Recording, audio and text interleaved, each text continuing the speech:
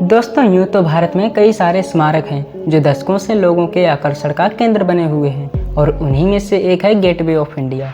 दरअसल मुंबई में स्थित यह स्मारक आर्क शेप में बनाया गया मॉन्यूमेंट है और इसे अंग्रेज़ों के समय में बड़े बड़े ब्रिटिश अफसरों के स्वागत और पानी के जहाज़ों की लैंडिंग के लिए बनाया गया था।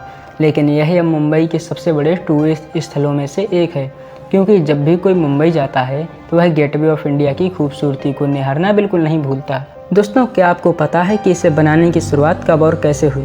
दोस्तों भारत की आज़ादी के पहले से ही करीब 1911 में पहली बार इसके निर्माण की योजना बनाई गई और आज के इस वीडियो में हम यही जानने वाले हैं कि गेटवे ऑफ इंडिया को कब और किसने बनवाया था। दोस्तों जैसा कि हमने आपको पहले ही बताया कि इसे बनाने की योजना 1911 से हुई थी, क्योंकि उस समय यूनाइटेड किंगडम के राजा जॉर्ज भाई और क्वीन मैरी भारत यात्रा पर उस रास्ते से आने वाले थे। हालांकि राजा के आने तक गेटवे ऑफ इंडिया तैयार तो नहीं हो पाया था, लेकिन उन्हें इस मॉन्यूमेंट का मॉडल दिखाया गया था और इसके 2 साल बाद से 31 मार्च 1913 में उस वक्त के गवर्नर सर जॉर्ज क्लार्क ने इस मॉन्यूमेंट की नींव रख दी थी। वैसे तो इसके बनने से पहले इस जगह का इस्तेमाल मछुआरों द्वारा मछली पकड़ने के लिए किया जाता था, लेकिन जब गेटवे ऑफ इंडिया को बनाने की मंजूरी मिल गई तो फिर इस जगह को मछुआरों से ले लिया गया और कहीं जाकर 1920 में इसकी बनने की शुरुआत हुई। लगभग 4 सालों तक काम चलने के बाद 4 दिसंबर 1924 को उस वक्त के वायसराय द्वारा लोगों के लिए खोला गया और तभी से लेकर अब तक यह लोगों के आकर्षण का केंद्र बना हुआ है। और दोस्तों गेटवे ऑफ इंडिया के बनने के बाद से यह भारत का एंट्री पॉइंट बन गया, जहाँ से बड़ी बड़ी हस्तियाँ भारत आती थीं। और यहाँ तक कि जब भारत अंग्रेज़ों से आज़ाद हुआ था तब अंग्रेज़ गेटवे ऑफ इंडिया से ही होते हुए देश से बाहर गए थे।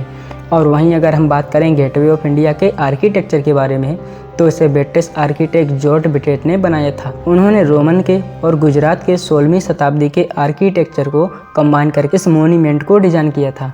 और दोस्तों इसे बनाने में पीले बेसाल्ट का इस्तेमाल किया गया है और इसे मजबूती देने के लिए कंक्रीट का इस्तेमाल बहुत ज़्यादा मात्रा में किया गया है। इसके अलावा बॉम्बे लोकल से ही पत्थरों तथा ग्वालियर से कुछ चीज़ों को मंगवाया गया था और इसके बनने के बाद इसकी ऊंचाई 26 मीटर यानी लगभग 85 फीट थी।